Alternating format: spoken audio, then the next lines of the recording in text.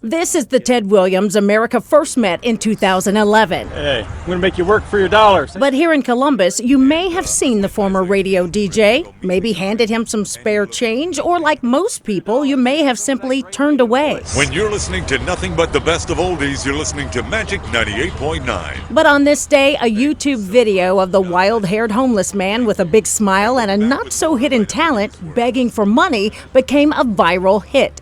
Ted Williams was now known as the man with the golden voice. Live in concert. It was wild, Yolanda, wild. I'm telling you, my emotions were like a roller coaster constantly. Emotions still run high when Ted talks about the day that changed his life and the many days before that when he'd hit rock bottom. Somebody threw a full can of Coca-Cola and hit me in the back as they were driving by. And I thought I personally got shot because it took the wind out of me. But that was the hardest thing. You know, I've had people spit at me and stuff like that, but they didn't throw nothing at me to try to injure me. But Ted has come a long way from those dark days as a homeless drug addict. Good morning. The man with the golden voice became a household name, and he wasn't prepared for what was ahead. I was being pulled at ways that I'd never been pulled before. I had a great career in radio here in Columbus, Ohio, back in the early 80s. So I was pretty much, celebrity was pretty much something I had been aware of. I've never experienced to this magnitude. As Ted went from homeless to Hollywood with appearances on national television, he says he began to feel exploited, especially after what he refers to as the Dr. Phil fiasco. How are you? Fine, thank you, sir. He called me for a phone-in interview in rehab. You've never heard of that. And then say, hey, Ted, what you doing? And you're at one of the best treatment facilities and blah, blah, blah. Ted believes Dr. Phil turned his trip to rehab into a circus show. And when he walked out, Ted says his one-time fans began to turn on him. There was so many mixed emotions. Yes, you were right. When I walk through an airport and somebody say, what happened? You know, people are screaming those kind of things, or like they really felt like Dr. Phil's efforts in making this rehab a very big success were just spit upon. And that wasn't the case. I felt like it was being a circus.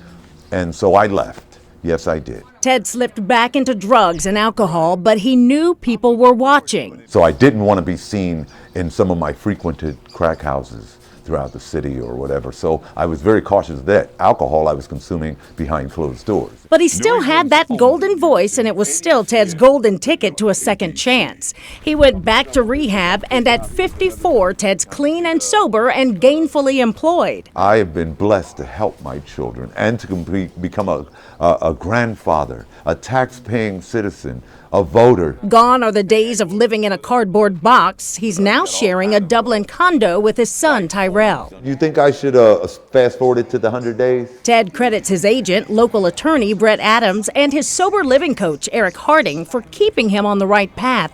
But he hasn't forgotten where he came from. Because I remember those days that I actually had to talk to God to really make it through some of the ills that had come by that exit on 71 in Hudson, you know. Ted's biggest shame was not that he was homeless, not that he did drugs, not even his many visits to the Franklin County Jail. It was disappointing his mother. Hi, Mommy. Hi, Mommy.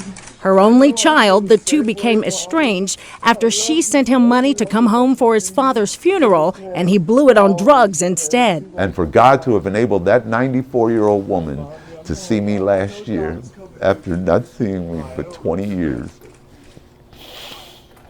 it was like my prayer, the one prayer of all has been answered. Of everything that's happened to Ted along his road to redemption, reuniting with his family and finally pleasing his mother is his greatest accomplishment. And now she looks at me as if to say she can close her eyes and know that a job was well done for a second chance, that her prayers were answered. For now, Ted says he's blessed. God gave him a second chance, and this time, he's not screwing it up. I'm Ted Williams reporting, and from all of us at ABC News, good night. I'm just clowning now.